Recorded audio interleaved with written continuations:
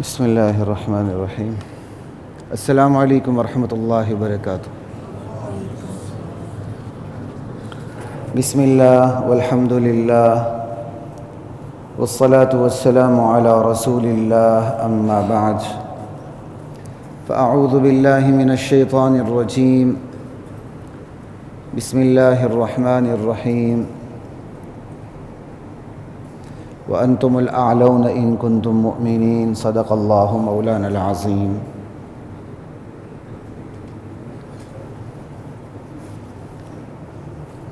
میری توجہ خراب نہ کریں بھائی، اب سائڈ پر۔ حضرات محترم، بلا تمہید کے جہاں سے پچھلی نشست میں بات چھوڑی تھی وہیں سے آغاز کرتے ہیں۔ امت مسلمہ آج اپنی بقا کے مسئلے سے دوچار ہے، اور اس کی وجہ کیا ہے؟ انشاءاللہ 2-3 نشستوں میں یہ بات چلتی چلی جائے گی، اللہ تعالیٰ نے چاہا۔ بقا کا مسئلہ تو بعد میں آتا ہے، فکر و نظر کا اور نظریات کا مسئلہ تو اس سے پہلے آتا ہے۔ سمجھ آئی بات؟ بعض کتابوں کے اندر صرف بقا کو ڈسکس کیا جاتا ہے، خیر وہ ایک الگ بات ہے، پہلے ہی کافی لیٹ ہو چکا ہوں آج۔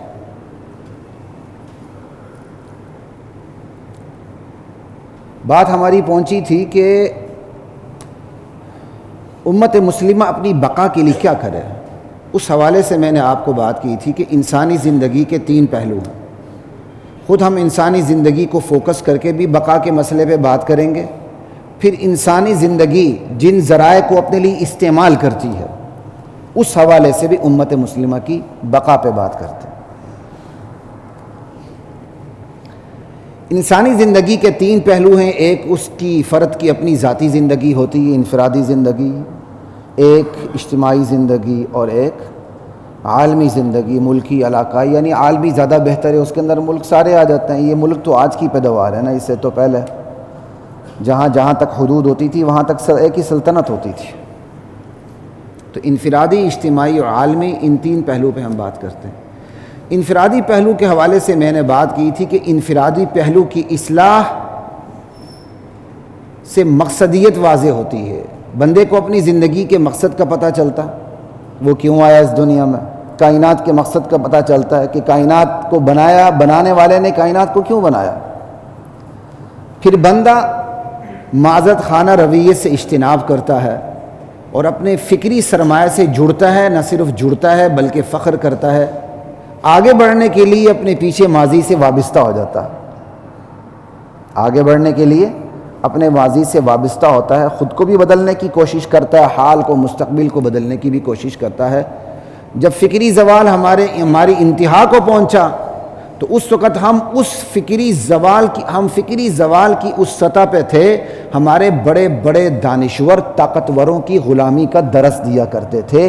آج بھی یہی درس کم و بیش آپ کو بعض جدید نام نہاد اسلامک اسکالر کے ہاں بھی یہی درس ملے گا کہ بھائی نظم اجتماعی ہے، اور نظم اجتماعی کا مقابلہ تم نہیں کر سکتے ہو، یہ کوئی علاقائی طاقت نہیں ہے کہ تم جس کا مقابلہ کر سکو، نظم اجتماعی ہے، یونائٹڈ نیشن ہے، اقوام متحدہ ہے، 100 ممالک آپ کے خلاف ایک ہیں، بس اپنا سر پھوڑنا نہیں، جتنی رعایتیں دی ہیں اس کو قبول کر کے نیچے بیٹھ جاؤ اور اپنے اندر تبدیلی پیدا کرو۔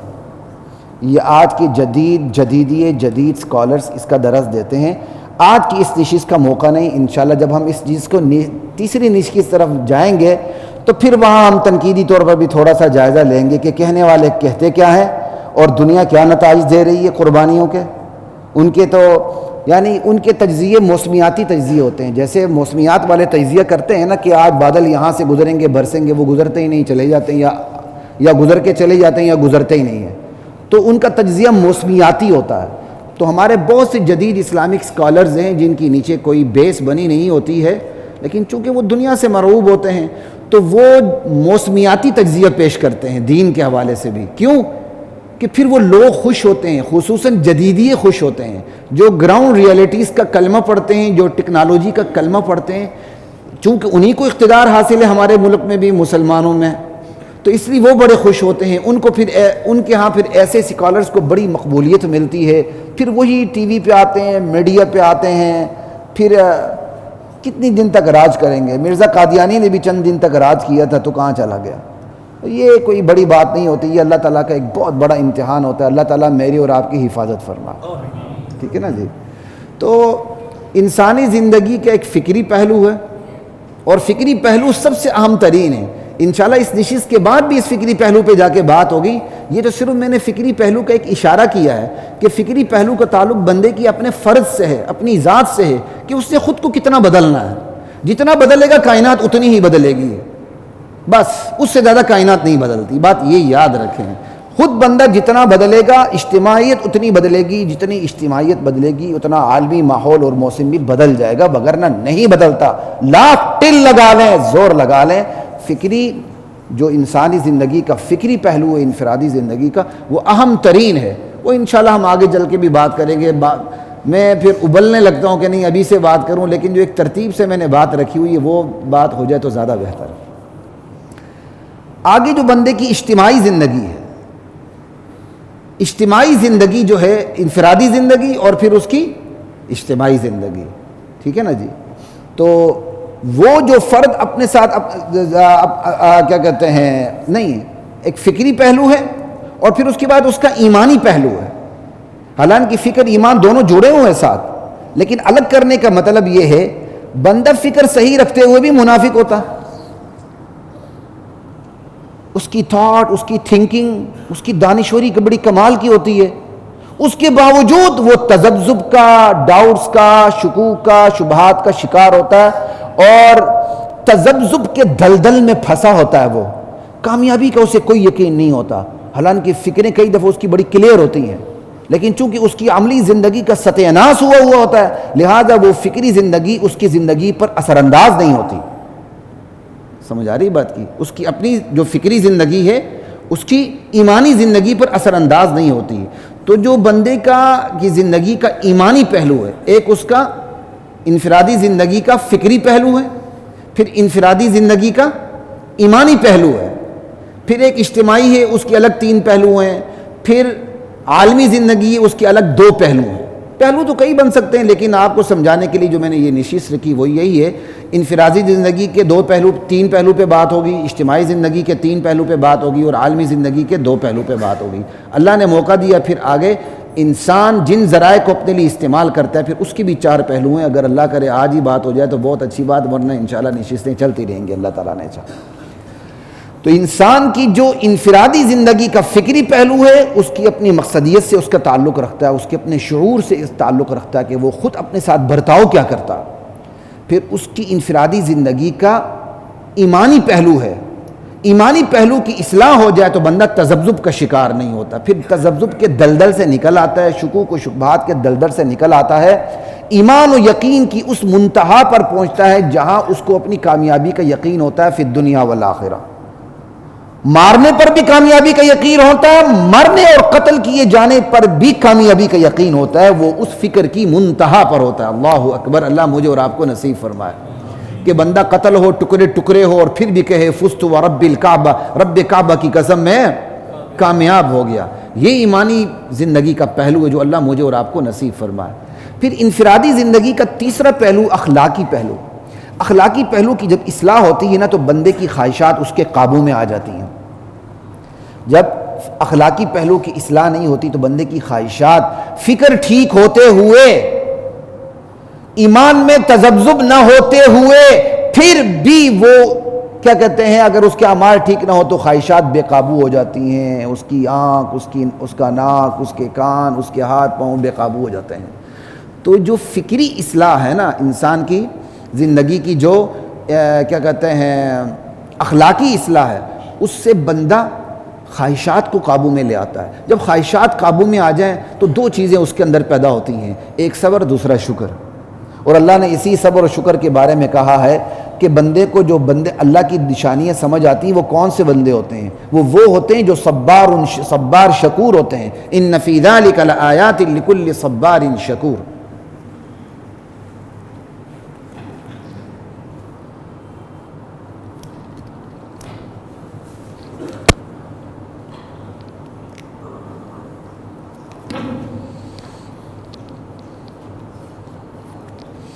لا الہ الا اللہ.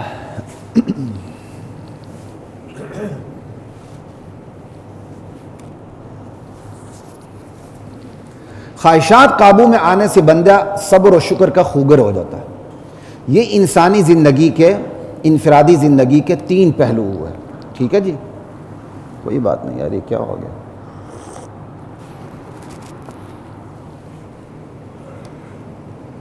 اور آپ حیران ہوں گے، سورۃ العصر، ٹھیک، انسان کی انفرادی، اجتماعی اور عالمی زندگی کے 4 مراحل پر بیک وقت بات کرتا ہے. انسان کی انفرادی زندگی، اجتماعی زندگی اور عالمی زندگی کے 4 مراحل پہ بیک وقت بات کرنے والی، ڈسکس کرنے والی سورۃ العصر ہے. والعصر ان الانسان لفی خسر. زمانے کی قسم، زمانہ شاہد ہے، گواہ ہے کہ انسان ہمیشہ گھاٹے کا، ٹوٹے کا، خسارے کا شکار رہا ہے. خسارے سے بچنے والے کون ہیں؟ الا الذین آمنوا وعملوا الصالحات وتواصوا بالحق وتواصوا بالصبر. جن میں ایمان، صرف ایمان نہیں، میدان عمل میں بھی، صرف میدان عمل میں نہیں، حق کی تلقین بھی، صرف حق کی تلقین نہیں بلکہ حق کی راہ میں پیش آنے والی مشکلات پر صبر بھی. یہ 3، یہ 4. نظریہ 1، عمل 2، نظریہ اور عمل کی پھر آگے تلقین، تبلیغ، تاکید 3، پھر اس نظریہ اور عمل کی تبلیغ میں، تلقین میں، تاکید میں پیش آنے والی مشکلات پر صبر کی تلقین. اللہ اکبر. یہ ہے سورۃ العصر. اسلام کی انفرادی زندگی بندے کو یہ سکھاتی کہ اس نے خود سے کیا برتاؤ کرنا. اسلام کی اجتماعی زندگی بندے کو یہ سکھاتی کہ اس نے دوسروں سے کیا برتاؤ کرنا. اسلام کی عالمی زندگی بندے کو یہ سکھاتی کہ اس برتاؤ کو اس نے غلبہ کیسے دینا ہے پوری دنیا میں. یہ اسلام کی زندگی سکھاتی ہے. یہ تو میں نے آپ کو بات کی اسلام، انسان کی انفرادی زندگی کے 3 پہلو، ٹھیک، فکری، ایمانی، اخلاقی. اب چلتے ہیں انسانی زندگی کے اجتماعی پہلو کی طرف. اس کے بھی 3 پہلو ہیں اہم: معاشرت، معیشت، سیاست. اجتماعی زندگی معاشرت سے ہے نا، بندہ بندے سے مل کر معاشرہ تشکیل پاتا ہے، بندے سے بندہ مل جائے تو 3 پہلو ہیں: معاشرت، معیشت، سیاست. اور یہ میں ان کی تفصیل بیان کرنا مقصد نہیں ہے. ان تمام چیزوں پہ بات، جنہوں نے پچھلی دفعہ بات نہیں سنی یا آج دیر سے آ رہے ہیں، ان سے کہہ رہا ہوں یہ بات ہماری بقا کے ساتھ جڑی ہوئی ہے کہ ہم اپنی بقا کے مسئلے سے دوچار ہیں، اس سے نپٹے کیسے ہیں. بس اس سوال کے جواب ہیں ان تمام نشستوں میں کہ ہم خود اپنی بقا، چاہے وہ فکری بقا ہو، نظریاتی بقا ہو یا جغرافیائی اور جسمانی بقا ہو، ہم اس سے دوچار ہیں، اس سے ہم نے نمٹنا کیسے ہے. ان سوالوں کے جواب کے تحت یہ ساری باتیں آ رہی ہیں. پھر یہ نہ سمجھے کہ اختصار کے ساتھ ہم گناتے جا رہے ہیں. ہر بیان کا اپنا موقع، محل، اپنا طریقہ کار ہوتا ہے. یہاں آپ کو معیشت، معاشرت اور سیاست پر لیکچر دینا مقصود نہیں ہے. یہاں مقصود یہ ہے کہ ہمارے زندگی کی عروج و زوال کن چیزوں سے جڑے ہوئے ہیں، وہ بیان کرنا مقصد ہے. تو انسان کی جو اجتماعی زندگی، اس کے 3 پہلو ہیں: معاشرت، معیشت، سیاست. معاشرت کیا ہے؟ معاشرت میں اخوت ہو، بھائی چارگی ہو. کتنی ہے بھائی چارگی آج؟ بھائی بھائی سے ناراض ہے، بھائی بہن کو حصہ نہیں دے رہا، بیٹا ماں کو حصہ نہیں دے رہا، ساری جائیداد ہڑپ کر کے بیٹھا ہوا ہے. یہ ایک الگ موضوع ہے. کہنے کی بات یہ کہ معاشرت اخوت سے تشکیل پاتی ہے. معاشرت میں اہم ترین پہلو اس کا کیا ہے؟ اخوت. ٹھیک. اور دوسرا پہلو، اس کے اندر منافقت نہ ہو. تیسرا پہلو، جو منافقین ہیں ان کو آہستہ آہستہ آہستہ آہستہ چھانٹی کر دیا جائے. یہ تیسرا پہلو ہے. اگر ایک معاشرے میں منافقین بستے ہیں اور وہ معاشرہ ان منافقین کو رفتہ رفتہ گریجولی چھانٹی نہیں کرتا، وہ خود منافق ہو جاتا ہے. اس لیے الگ الگ پہلو ہیں. معاشرے میں اخوت ہو 1، معاشرے میں منافقت نہ ہو 2، پھر وہ معاشرہ اتنا کمال کا ہو کہ اپنے اندر سے وہ منافقین کی چھانٹی شروع کر دے. جو معاشرہ منافقین کو آئسولیٹ نہیں کرتا سمجھانے کے بعد, ان کی چھانٹی نہیں کرتا, اس معاشرے پہ منافقین کا تسلط ہو جاتا ہے. یہ بات لکھ لیں. اور عالم اسلام میں اس وقت منافقین کا تسلط ہے, چاہے وہ قضیہ کشمیر ہے, چاہے وہ قضیہ فلسطین ہے, چاہے وہ کوئی بھی قضیہ. قربانی دینے والوں کا ہم انکار نہیں کرتے. مظلوم مسلمانوں کے ساتھ اللہ ہمیں کھڑے ہونے کی توفیق عطا فرمائے. کم از کم اتنا کھڑے ہونے کی توفیق عطا فرمائے جتنی ریاست کرتی ہے, ہم ساتھ ہیں. کم از کم اللہ ہمیں اتنی توفیق عطا فرمائے. سمجھ آئی؟ یہ بھی ایک الگ موضوع ہے کہ لوگ اس میں پھر پاکستان کو, عرب کو, سب دنیا کو رگڑتے ہیں کہ جی فلان سامنے آ گیا, سچا مسلمان تو وہ ہے. جائے نا پھر اپنی فوج داخل کرے اسرائیل میں. ہم بزدل بیٹھے ہیں, تم داخل کرو, ہم تماشا دیکھتے ہیں, ہم تمہیں مانتے ہیں. کیوں نہیں کرتے ہو؟ یہ نورا کشتی ہیں دنیا میں. انشاءاللہ یہ 3-4 نشستیں ہوں گی تو آپ کو پتہ چلے گا. دنیا اس وقت نورا کشتی کے اندر مبتلا ہے. دنیا کو پتہ ہی نہیں سچ کیا ہے, جھوٹ کیا ہے. سچ کو جھوٹ, جھوٹ کو سچ بنایا جا رہا ہے. اور عوام کا لنا میں ہر بندہ مبصر بنا ہوا ہے, دانشور تو عزیہ نگار بنا ہوا ہے.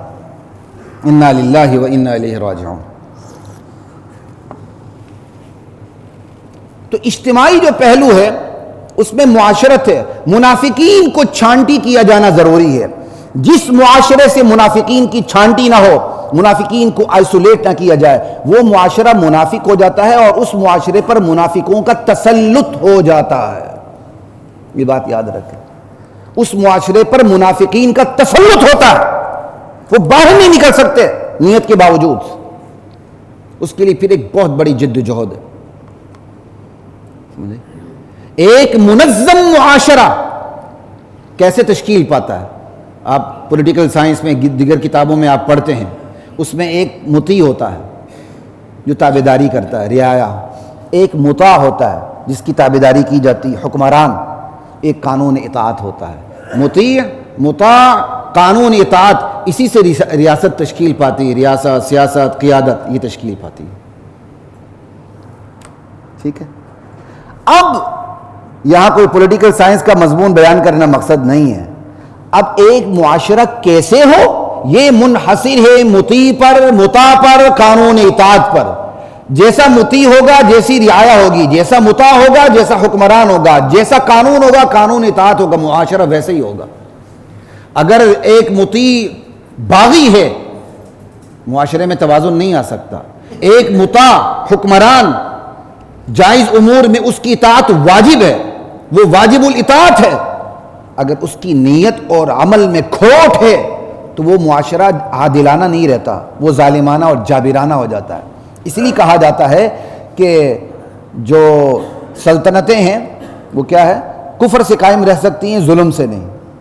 مطلب چاہے وہ کفری نظام ہے, اگر آپ نے اپنے خود ساختہ نظام کے تحت بھی اگر آپ نے ایک ظلم نہیں کیا ہوا, رعایا اس کو قبول کرتے, تو وہ خود ساختہ نظام بھی چلتا رہتا ہے.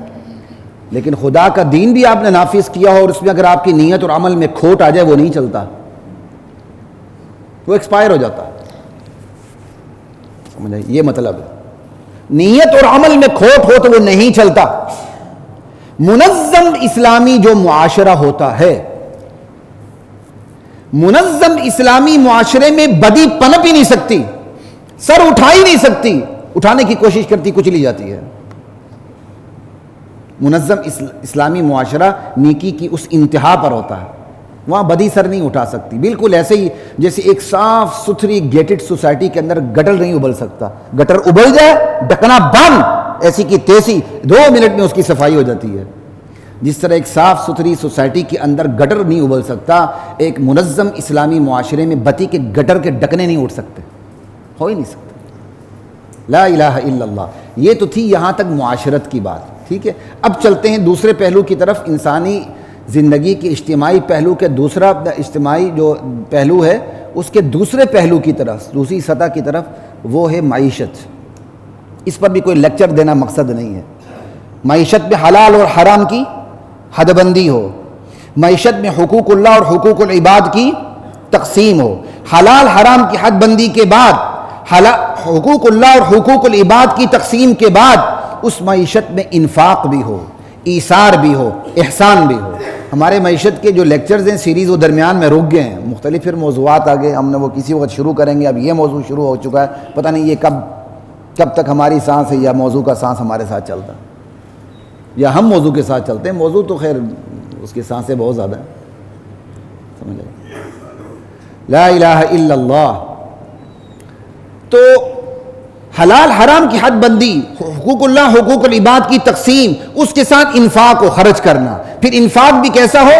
ایثار ہو، خود کو دباؤ میں رکھ کے خرچ کرنا، خود کو مشکلات میں رکھ کے اگلے کی آسانی چاہنا۔ احسان کیا ہے؟ اپنے حقوق کو دبا کے اگلے کے حقوق کو ادا کرنا، بلکہ زائد ادا کرنا۔ یہ 3 سطحیں ہیں، معیشت اس سے تشکیل پاتی ورنہ نہیں۔ اس کے بعد سیاست ہے۔ سیاست کس لیے ہوتی ہے؟ اسی معیشت اور معاشرت کے اندر توازن پیدا کرنے کے لیے ہوتی ہے۔ سیاست ہوتی اس لیے ہے کہ ملک کی، علاقے کی معیشت میں توازن رہے، ظلم کوئی نہ کر سکے، معاشرت میں توازن رہے، بغاوت کوئی نہ کر سکے۔ اور آج کی سیاست کس کے لیے آپ خود ہی بتا دیں؟ آج کی سیاست اس لیے ہے معاشرت عدم توازن کا شکار ہو، ایلیٹ کلاس الگ، شودر الگ۔ آج کی سیاست اس لیے ہے معیشت عدم توازن کا شکار ہو، اقتدار میں آتے ہیں پلے کچھ نہیں ہوتا، یا ایک فیکٹری ہوتی ہے، جب اقتدار سے جاتے ہیں تو پورا پاکستان ان کا ہوتا ہے، لیکن اتنے صاف ہاتھ ہوتے ہیں کہ آپ ان کے حساب کتاب میں بلیک منی کا ایک قطرہ ثابت نہیں کر سکتے، اور اگر کسی طرح ہو جائے تو نیب اس کو حلال کر دیتا ہے۔ سمجھائے؟ پاکستانی ادارے اس کو حلال کر دیتے ہیں۔ پلی بارگیننگ، پتہ نہیں کون سی بارگیننگ، ہمیں تو ترجمے بھی نہیں آتے۔ کھا لو 10 ارب، 2 ارب دے دو، 8 ارب حلال۔ پاکستانی سیاست تو اس لیے، سیاست ہوتی اس لیے کہ معیشت اور معاشرت میں توازن ہو۔ لا الہ الا اللہ۔ اب چلتے ہیں اگلے پہلو کی طرف، لا الہ الا اللہ، انسانی زندگی کا عالمی پہلو۔ عالمی پہلو کیا؟ میں پہلے آپ کو بتا چکا تھا، انفرادی زندگی اپنی ذات سے برتاؤ سکھاتی ہے، اجتماعی زندگی دوسروں سے برتاؤ سکھاتی ہے، اور عالمی زندگی برتاؤ کو غلبہ دینے کا طریقہ سکھاتی ہے۔ کب عالمی پہلو کیا ہے؟ کہ آپ نے اپنی اس زندگی کو جو فرد کی زندگی ہے اسلامی ہے، جو اجتماع کی زندگی اسلامی ہے، آپ نے پوری دنیا پہ اس کو غلبہ دینا ہے، لِيُظْهِرَهُ عَلَى الدِّينِ كُلِّهِ وَلَوْ كَرِهَ الْمُشْرِكُونَ۔ اللہ کہتے ہیں جب بھی کوئی نبی آیا مجرم اس کے سامنے ضرور کھڑے ہوئے ہیں، یہ ہوا ہی نہیں نبی آیا اور مجرم کھڑا نہ ہو۔ وَكَذَلِكَ جَعَلْنَا لِكُلِّ نَبِيٍّ عَدُوًّا مِّنَ الْمُجْرِمِينَ، ایک حقیقت۔ دوسری حقیقت، اللہ نے کہا یہ یہود و نصارہ تم سے راضی ہو ہی نہیں سکتے جب تک تم ان کی ملت کی، ان کے خود ساختہ قوانین کی، ان کے مذہب کی، ان کے رسوم و رواج کی، ان کے نیو ورلڈ آرڈر کی تم پیروی نہ کرو۔ 2 حقیقتیں۔ اور تیسری حقیقت، غلبے کی کوشش کریں ورنہ آپ پہ غلبہ آ جائے گا۔ چوتھی حقیقت، دین کی دعوت دیں ورنہ آپ کو دعوت دی جائے گی۔ 5ویں حقیقت، دین کے لیے چلیں وگرنہ کوئی اور اپنی چال چل پڑے گا، آپ کے پاس کچھ بھی نہیں رہے گا۔ ٹھیک؟ یہی وہ حقیقتیں ہیں جن کو سامنے رکھ کے اور پھر انسانی تاریخ کو سامنے رکھا جائے تو ایک حقیقت کھل کے سامنے آ جاتی۔ وہ کیا آتی ہے؟ کہ انسانی تاریخ میں جنگ ناگزیر ہے، بھلے جتنے مرضی امن کے دعوے کریں لوگ۔ امریکہ کب سے حالت جنگ میں ہے مجھے بتائیں؟ کبھی کوئی امریکہ پہ دور گزرا ہے جو حالت جنگ میں نہ ہو؟ ہمیں جنگ سے وہ روکتے ہیں جو خود حالت جنگ میں ہوتے ہیں ہمیشہ۔ انسانی تاریخ میں جنگ ناگزیر ہے، یہ بات یاد رکھیں، چاہے وہ نظریاتی جنگ ہو چاہے وہ جغرافیائی جنگ ہو، یہ جنگ ناگزیر ہے، اور اللہ کو اس کا پتہ، اس حقیقت کا۔ یہی وجہ ہے اللہ تعالیٰ نے اپنے بندوں کو اپنے نبی کے ذریعے اس حوالے سے 2 ہدایات دی ہیں۔ ایک ہدایت کا تعلق نظریاتی جنگ سے اور دوسری ہدایت کا تعلق جغرافیائی جنگ سے۔ نظریاتی جنگ کے بارے میں کیا کہا؟ کہ کنتم خیر امۃ اخرجت للناس تأمرون بالمعروف وتنہون عن المنکر وتؤمنون باللہ، تم بہترین امت ہو، تمہیں تو لوگوں کے لیے نکالا گیا ہے، تم اللہ کے دین کی طرف دعوت کے لیے کھڑے ہو جاؤ، یہ دعوت تمہارا کام ہے۔ یہ دعوت کیوں؟ یہ نظریاتی جنگ۔ ٹھیک؟ اور دوسرا پہلو کہ اب جبرن ہم نے مسلمان نہیں کرنا، دعوت دینی ہے۔ اور دوسرا پہلو وہ کیا ہے؟ وَأَعِدُّوا لَهُم مَّا اسْتَطَعْتُم مِّن قُوَّةٍ، دوسری ہدایت، دشمن کے مقابلے میں اپنی تیاری ہر وقت تیار رکھو۔ ہم یہ نہیں کہتے، قرآن یہ نہیں کہتا کہ ہر دشمن سے جا کر ٹکرا جاؤ اٹھا کر کے، نہیں، لیکن یہ ضرور کہتا ہے جتنی تمہاری طاقت ہے بھلے کھاؤ نا، پیٹ پر پتھر باندھو، لیکن تلوار ہونی چاہیے، تیر ہونا چاہیے، میزائل ہونے چاہیے، راکٹ ہونے چاہیے، جہاز ہونے چاہیے، ایٹم بم ہونے چاہیے، بھلے تمہارے پیٹ میں کچھ بھی نہ جائے۔ آج لوگ عسکری صلاحیت پر بھی اعتراض کرتے ہیں، پھر ان اخراجات پر بھی اعتراض کرتے ہیں، یہ ایک الگ سلگتا موضوع ہے۔ ذرا آپ اپنے آپ کو عراق اور شام کی سطح پر لا کے دیکھیں، پھر آپ اگلے دن بچتے ہیں کہ نہیں، پھر مجھے بھی یہ بتائیں، نہ پھر میں ہوں گا نہ آپ ہوں گے، پھر یہ کھنڈرات ہوں گے۔ شکر کریں آپ اتنی مضبوط ترین عسکری صلاحیت رکھنے والے ملک کے اندر بیٹھے ہوئے ہیں، اور اللہ اس کے ذریعے ہم اسلام نافذ کرنے کی اللہ ہمیں توفیق عطا فرمائے۔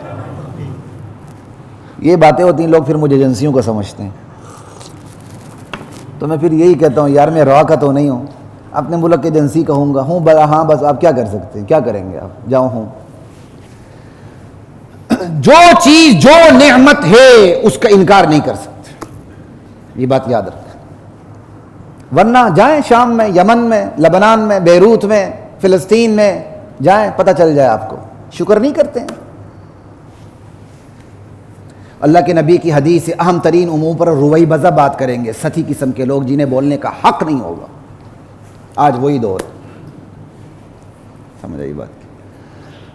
کمال کی بات ہے، مجھے جنہوں نے ایجنسیوں نے کہا وہ پٹھان ہی تھے، ایک عالم نے کہا وہ بھی پٹھان، ایک وکیل صاحب نے کہا وہ بھی پٹھان، پتہ نہیں کیا ہے چکر، اس لیے میں نے ٹوپی پہن لی، کم سے کم کوئی ہمدردی پیدا ہو جائے۔ مذاق کر رہا ہوں۔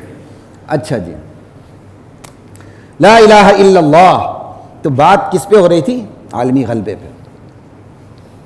تو یہ دو ہدایات اللہ تعالیٰ نے دی ہیں، ایک نظریاتی محاذ کے لیے اور ایک جغرافیائی محاذ کے لیے۔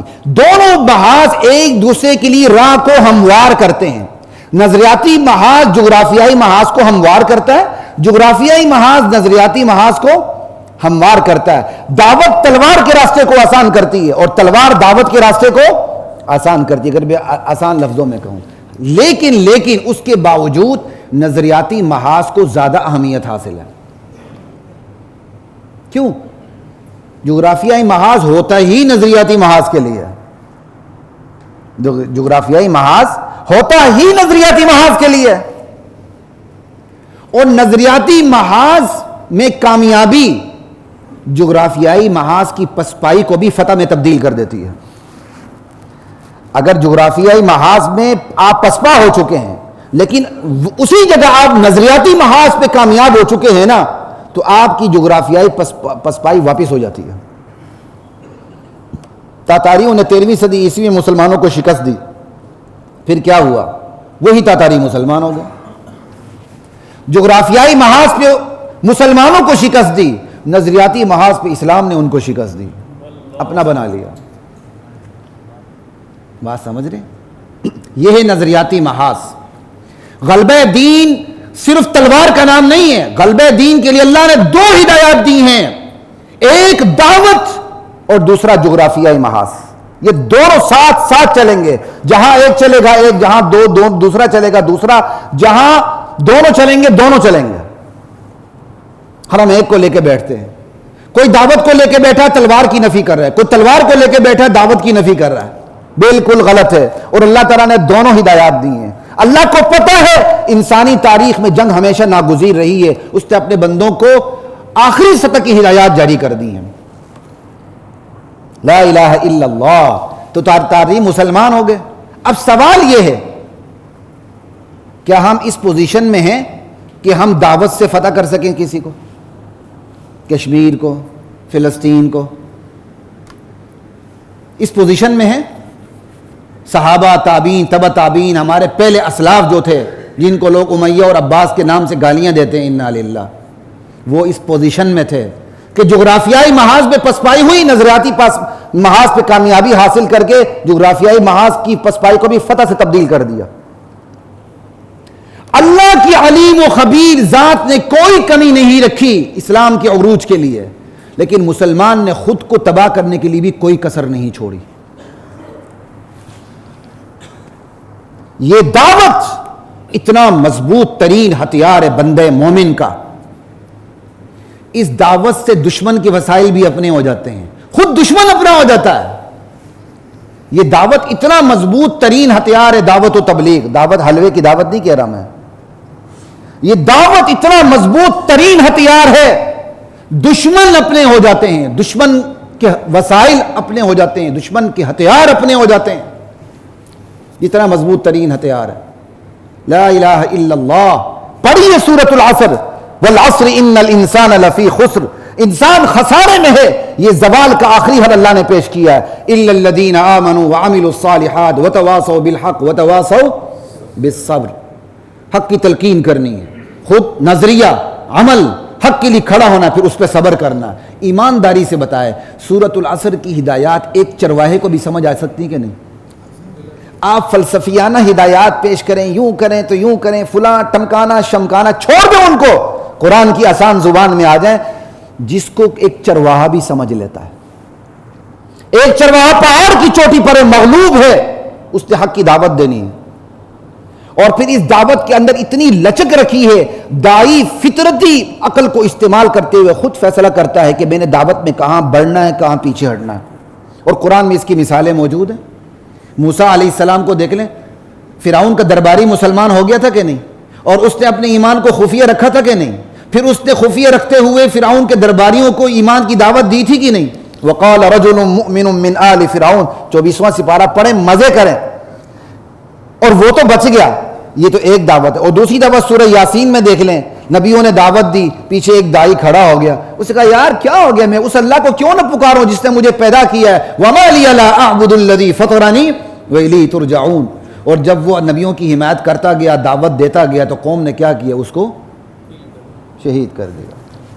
یہ دعوت ایسا ہے، ایسا کام ہے جس کو ایک چرواہا بھی سمجھتا ہے، یہ دعوت ایسا کام ہے، اس کے اندر اتنی لچک ہے کہ موقع محل کے مطابق آپ نے کیا کرنا ہے، وہ کائنات میں صرف ایک ان پڑھ چرواہا دعوت کا کام کرے وہ بھی سمجھتا ہے۔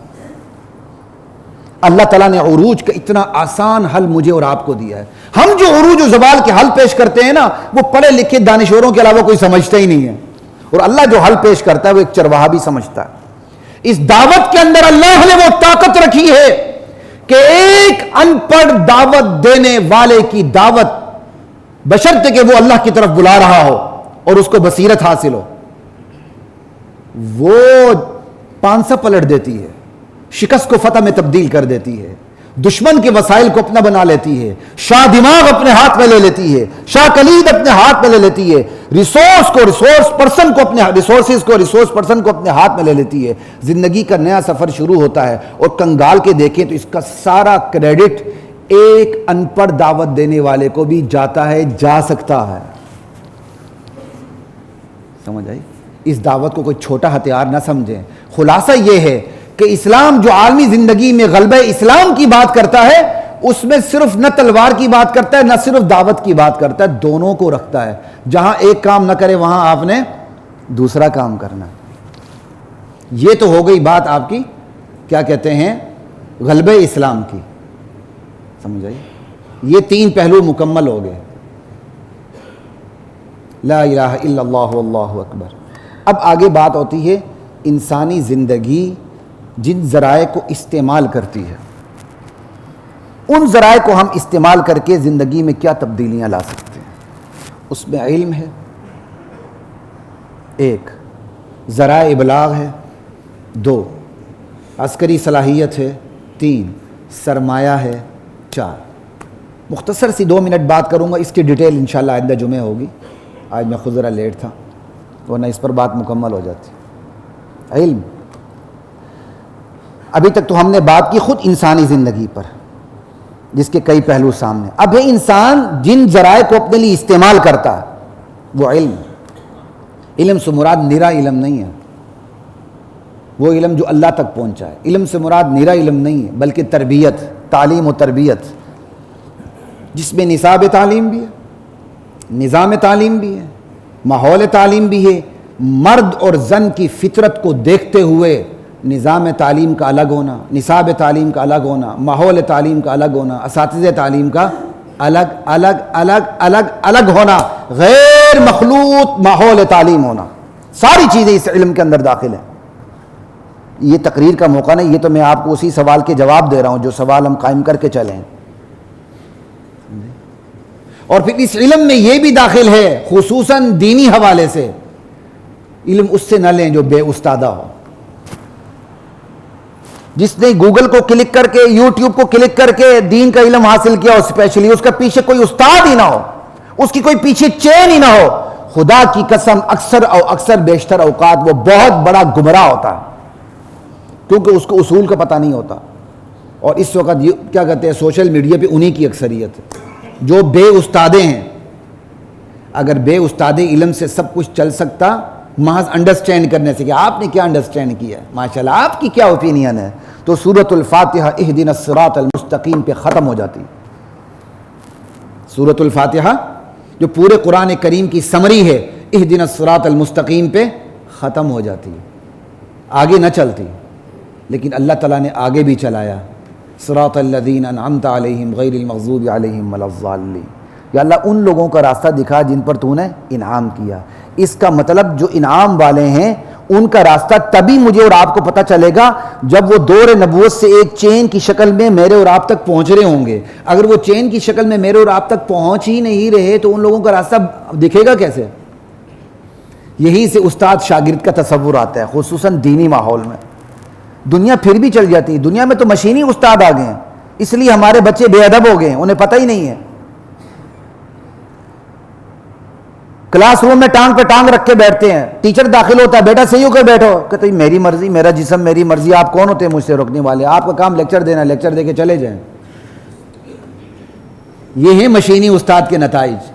خصوصاً دین میں مشینی استاد نہیں چلتا ایک، اور وہ علم نہیں چلتا جو استاد کے بغیر ہو۔ آگے انشاءاللہ عسکری صلاحیت بھی ہے، سرمایہ بھی ہے، پھر ذرائع ابلاغ کی کیا اہمیت ہے، آئندہ جمعہ بات ہوگی۔ وآخر دعوانا الحمدللہ رب العالمین۔ وَلَقَدْ أَنزَلْنَا